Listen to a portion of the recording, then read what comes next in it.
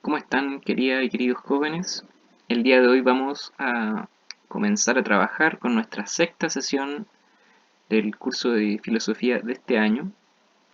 Hemos ya abordado varios temas a lo largo de estos meses de trabajo a la distancia. Espero que se encuentren muy bien junto a sus familias. Es importante que se cuiden en este tiempo y que podamos encontrarnos semana a semana con las actividades de filosofía para poder reflexionar, para poder seguir trabajando en conjunto. El día de hoy vamos con la siguiente parte de los grandes problemas de la filosofía. Vamos a comenzar a trabajar el día de hoy con un tema que ya habíamos enunciado en algún momento. Vamos a hablar de eso. Es el tema de la antropología o la antropología filosófica. Es importante que antes de comenzar recordemos que por qué nos interesa trabajar este tema de filosofía. Uno de nuestros objetivos es poder ir reconociendo la actividad de la filosofía y reconociendo sus distintas formas, sus distintas preguntas, sus grandes preguntas y grandes temas. Pero para eso es importante que veamos a la filosofía como una especie de herramienta que nos permita reconocer los distintos temas en nuestro diario vivir. Nosotros todo el día, todo el tiempo estamos rodeados de cosas, de relaciones, con personas, con situaciones. eh, Vamos al colegio, tenemos relaciones familiares, tenemos amistad, algunos trabajarán, etcétera. El mundo es una serie de situaciones entonces que muchas veces se vuelven difíciles de comprender, difíciles de entender y que muchas veces también justamente por estar metidos en el trabajo, en la escuela o nuestros propios problemas no nos damos o no podemos darnos el tiempo para poder pensar esos problemas o ni siquiera darnos cuenta de ellos. La filosofía va a ser entonces nuestra herramienta, la herramienta que hemos venido trabajando, esta especie de ojo, hemos dicho en otro momento, que nos permite dar un paso atrás y poder observar la realidad, observar las cosas, observar el entorno, observar nuestras relaciones con el entorno, con la naturaleza, etc. En este tema hemos venido ya trabajando hace varias sesiones, desde la sesión 3 al menos, 2, 3, 4, 5. La filosofía frente a sus preguntas o los grandes problemas que la filosofía se plantea, algunas de sus disciplinas, las áreas fundamentales que la reflexión o el trabajo filosófico tiene. Hemos dicho que la filosofía necesita de una cierta actitud para enfrentar o revisar, observar estos problemas. Habíamos dicho que este ojo que nos permite ver el mundo es necesario que tenga por una parte la actitud crítica, la capacidad de discernir entre lo bueno y lo malo, lo correcto y lo incorrecto, no tomar todo lo que nos dicen tal y cual nos lo dicen de buena primera, sino que tener esta capacidad crítica de discernir acerca de las cosas del mundo. Un elemento fundamental también es el elemento problematizador de la filosofía, que tiene que ver justamente con plantear las preguntas, plantear los problemas. Si hemos sido críticos, nos damos cuenta de que hay muchas cosas que en el día a día pasamos de largo y no reparamos mucho en ellas, se hacen costumbre. Cuando algo ya se vuelve una costumbre, yo dejo de verlo, dejo de preguntarme por qué es de esa forma y no de otra. ¿Será que siempre tiene que ser así? La capacidad problematizadora entonces es aquella capacidad de hacernos las preguntas y justamente las distintas preguntas de la filosofía es lo que motiva esta unidad. Otro elemento fundamental de la actitud filosófica, lo hemos dicho ya en otro momento, es la actitud interdisciplinaria, vale decir, trabajar con las distintas disciplinas. No es posible hacer filosofía de espaldas a la ciencia o a las artes. Al contrario, tenemos que integrar siempre todos nuestros conocimientos de ciencia, de historia, de matemática, de arte, de sociedad, etcétera, y también todos nuestros intereses en la clase de filosofía y en la actitud filosófica cuando pensamos el mundo. Finalmente, un elemento fundamental para la filosofía y cómo la filosofía enfrenta sus preguntas es con una actitud de carácter práctico. ¿Qué significa esto? Saber hacer, saber actuar, saber cómo hacer las cosas. No vale de nada que yo sepa mucho, que haya pensado mucho, que tenga muchas ideas o que haya leído muchos libros si yo no soy capaz de actuar de buena manera. No vale de nada que yo haya leído muchos libros en torno a la solidaridad, pero que sin embargo sea mezquino con las demás personas. La actitud práctica entonces tiene que ver con que cada situación que reflexionemos, cada cosa que pensemos, cada pregunta que nos hagamos tenga un fin útil en nuestra vida y en la vida de los demás. Hasta el momento, las disciplinas filosóficas que hemos trabajado son la estética, vimos la teoría del arte, la filosofía en torno al arte, hemos visto la ética, que dice relación con la conducta del ser humano, y el día de hoy vamos a trabajar el tema de la antropología, que es una reflexión en torno al ser humano. En las siguientes sesiones de trabajo vamos a trabajar también otros temas, otras disciplinas filosóficas, pero por ahora podemos decir que la filosofía, en su carácter problematizador, plantea preguntas y plantea problemas. Y es a través de estas disciplinas como va resolviendo esos problemas. ¿Qué es lo bello? ¿Qué es una obra de arte y qué no lo es? Será entonces la pregunta de la estética. ¿Cómo puedo actuar correctamente? ¿Cómo puedo decidir de qué manera actuar? ¿Quién puede decidirme qué actuar? Esa es la pregunta o las preguntas de la ética. El día de hoy vamos a abordar varias preguntas referentes a otra disciplina filosófica que es la antropología filosófica.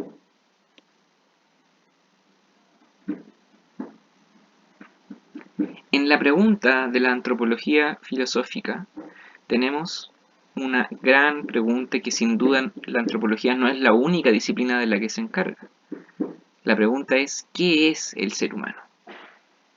De alguna manera esta pregunta quizá pueda parecer algo extraña. ¿Cómo yo, ustedes, siendo toda la vida seres humanos, no sabemos lo que es el ser humano?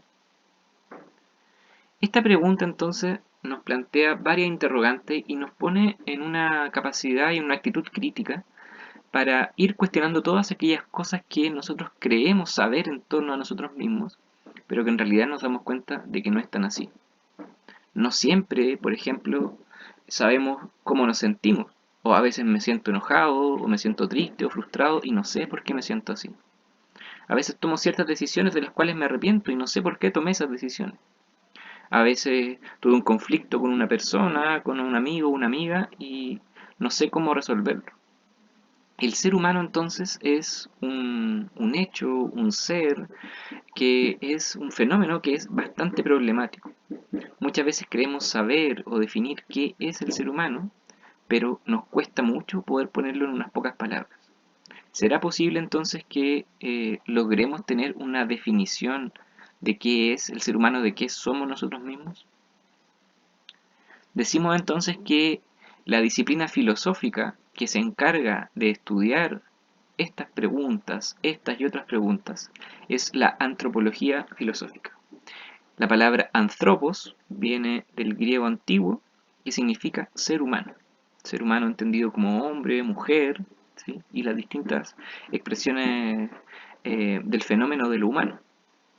La antropología filosófica entonces va a ser esta disciplina que se encarga de realizar todas aquellas preguntas referidas al ser humano que no tienen una única respuesta. Sabemos que hay otras ciencias que también se encargan de estudiar al ser humano, como la medicina, que estudia el cuerpo físico, como la química, como la sociología, como la psicología, que se encarga de estudiar la mente humana, etc. Pero la antropología filosófica va a plantear aquellas preguntas generales, aquella observación general en torno a qué es el ser humano, qué distingue al ser humano de cualquier otra forma de ser, de cualquier otro fenómeno de ser. Para esto entonces me gustaría que planteáramos una primera y pequeña reflexión, ¿sí? Cada uno de ustedes la va a ir haciendo entonces, y esta reflexión dice así.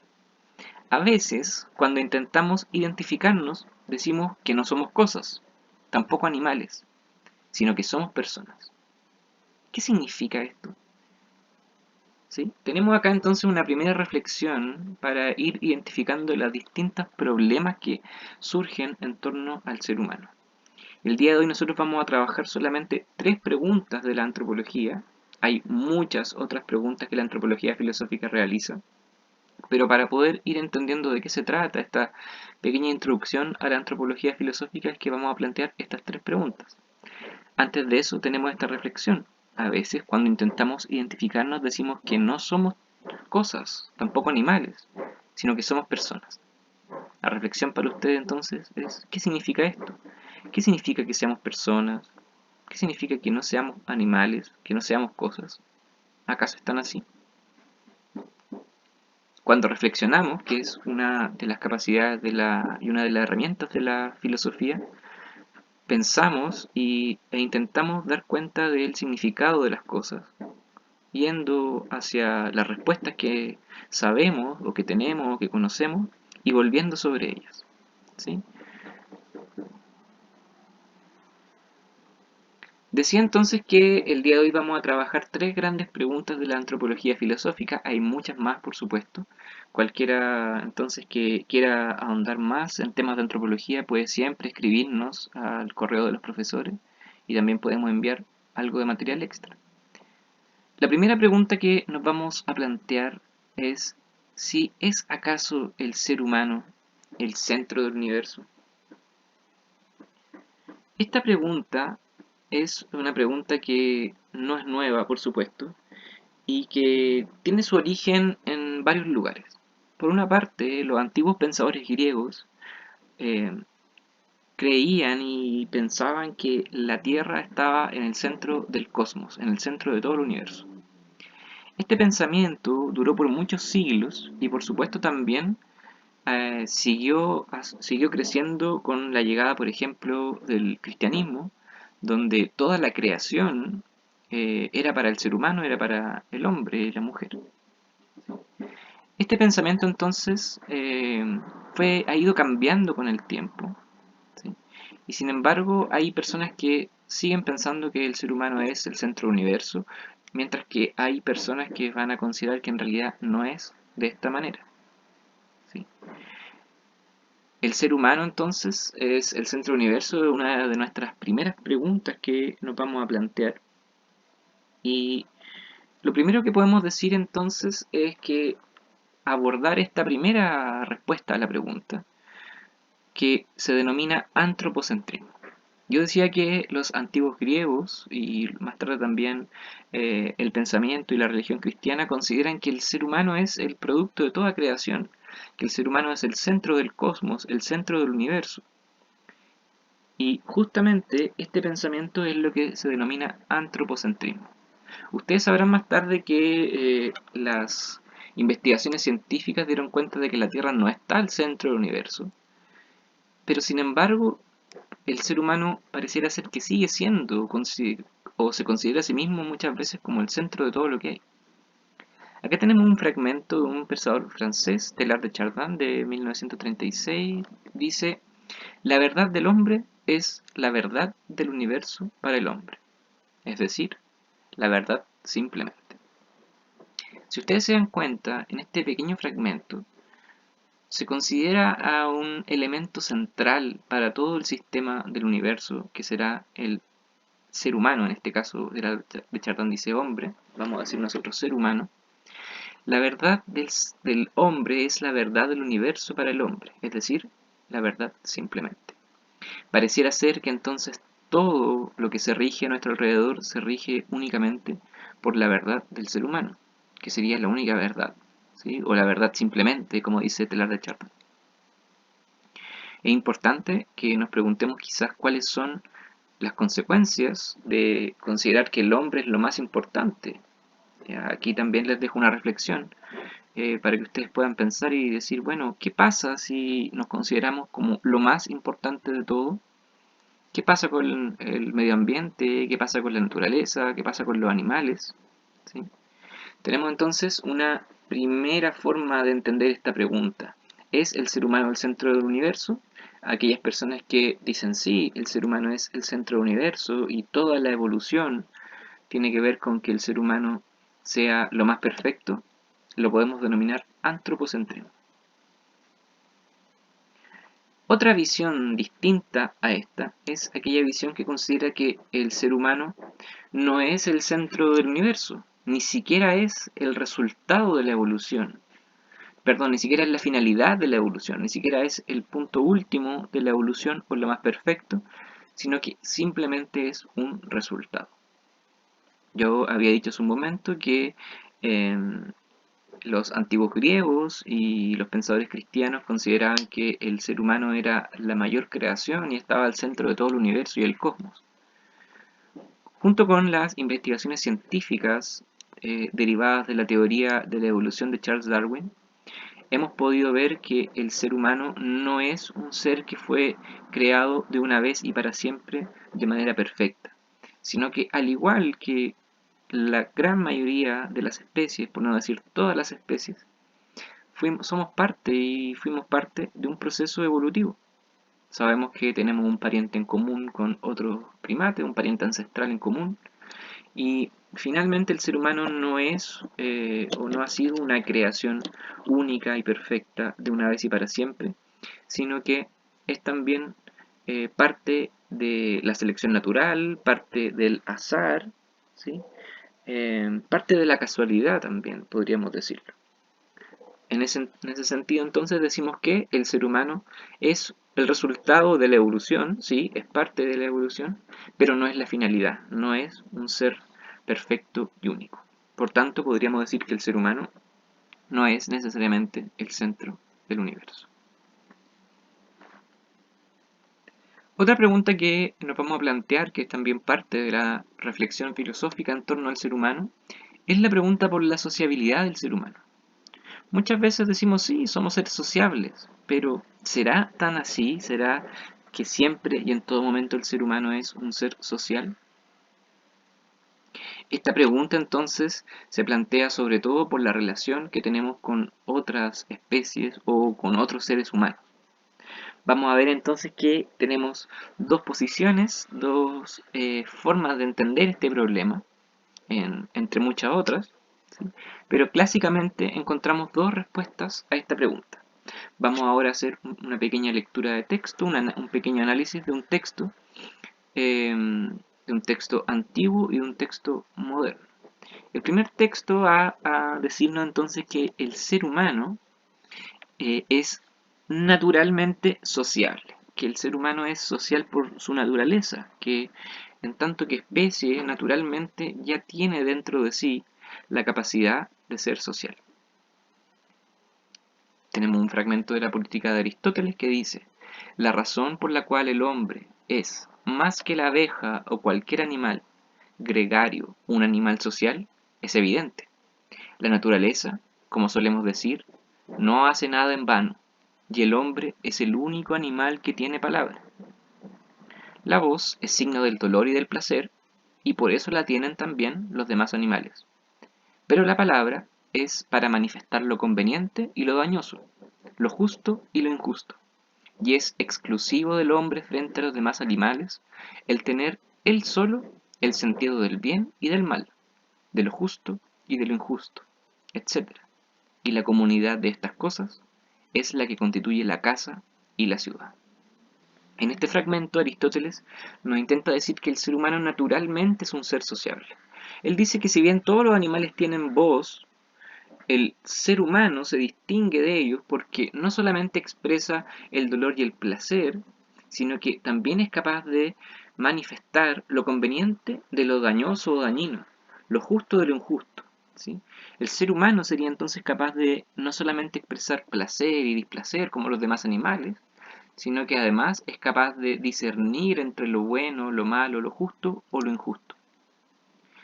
Cuando él dice entonces que el ser humano tiene esta capacidad, dice que la comunidad de estas cosas, vale decir, la comunidad de poder expresar lo bueno, lo malo, lo justo y lo injusto, cuando yo pongo en común estas cosas y las comento con alguien más, entonces constituimos la casa y la ciudad, ¿sí? Cuando yo entonces me relaciono con otras personas, estoy haciendo una actividad que es natural a mí, que tiene que ver con expresar lo justo y lo injusto, ya sea en mi casa o en mi ciudad o en mi comunidad o en el lugar donde yo vivo. Por tanto, este carácter de sociabilidad, este carácter de comunicación, es propio y natural en el ser humano. Otro pensador posterior, Thomas Hobbes, nos va a decir que en realidad los seres humanos no somos sociales por naturaleza, sino que al contrario, por naturaleza somos violentos. ¿Qué significa esto? Tenemos acá el fragmento de Thomas Hobbes en un texto que se denomina Leviatán, dice así: así pues, encontramos tres causas principales de riña en la naturaleza del hombre. Primero, competición.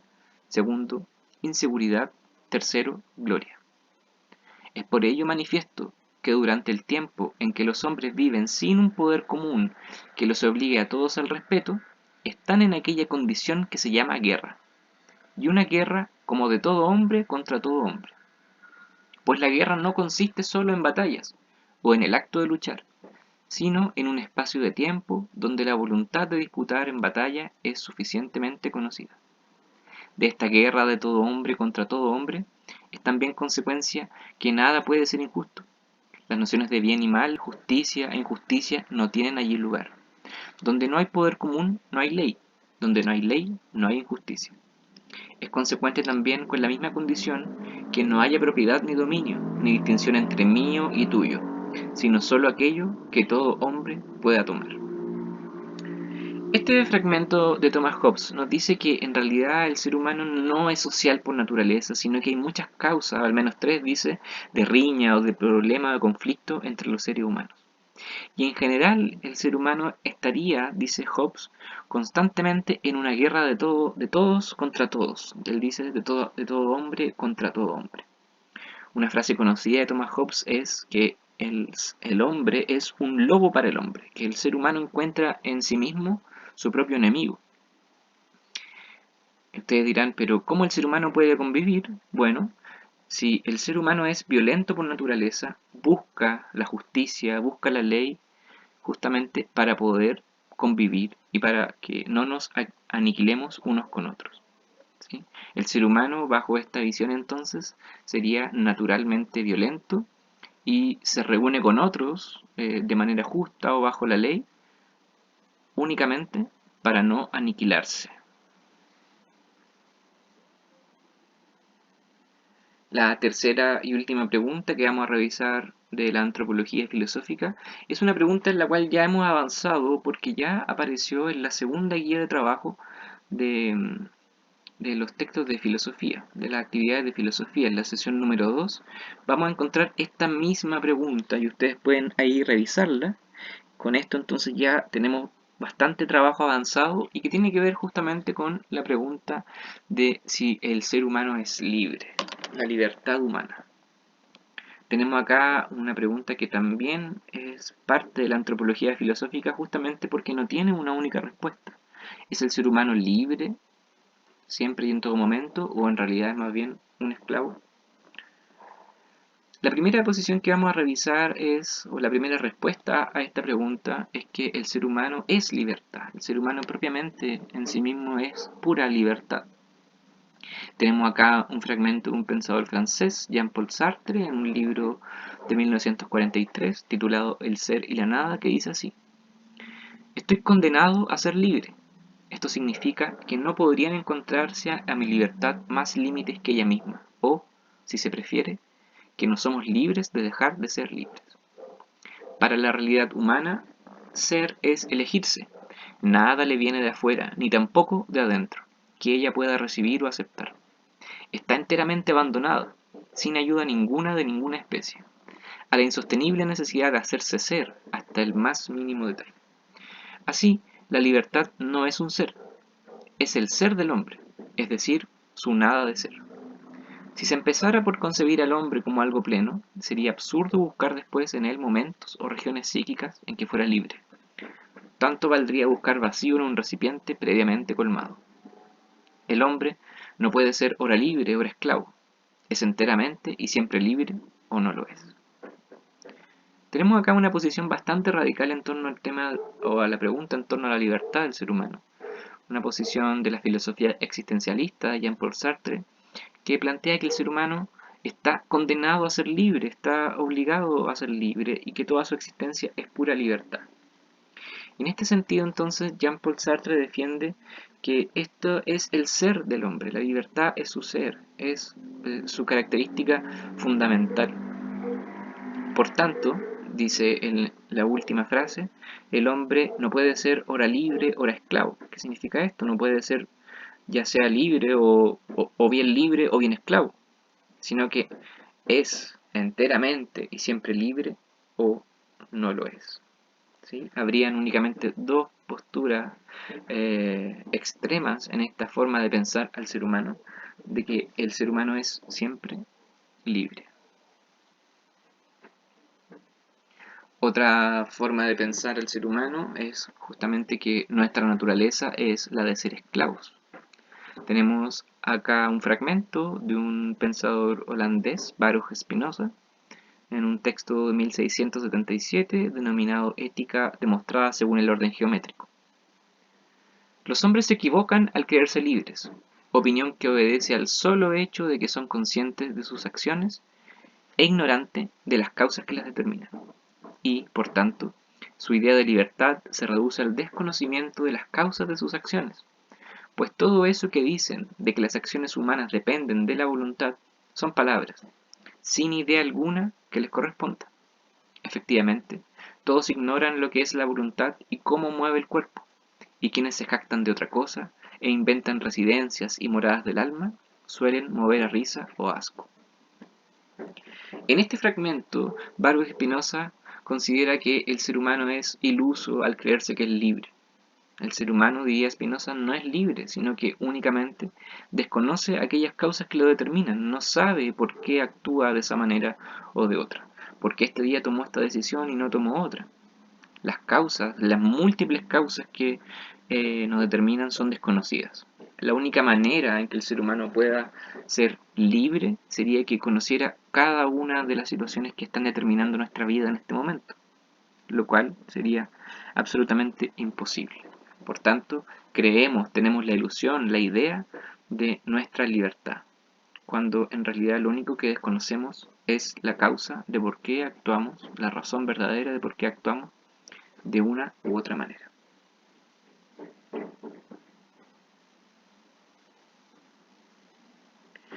Para terminar, vamos a realizar entonces una pequeña actividad de reflexión en torno a la pregunta por el ser humano.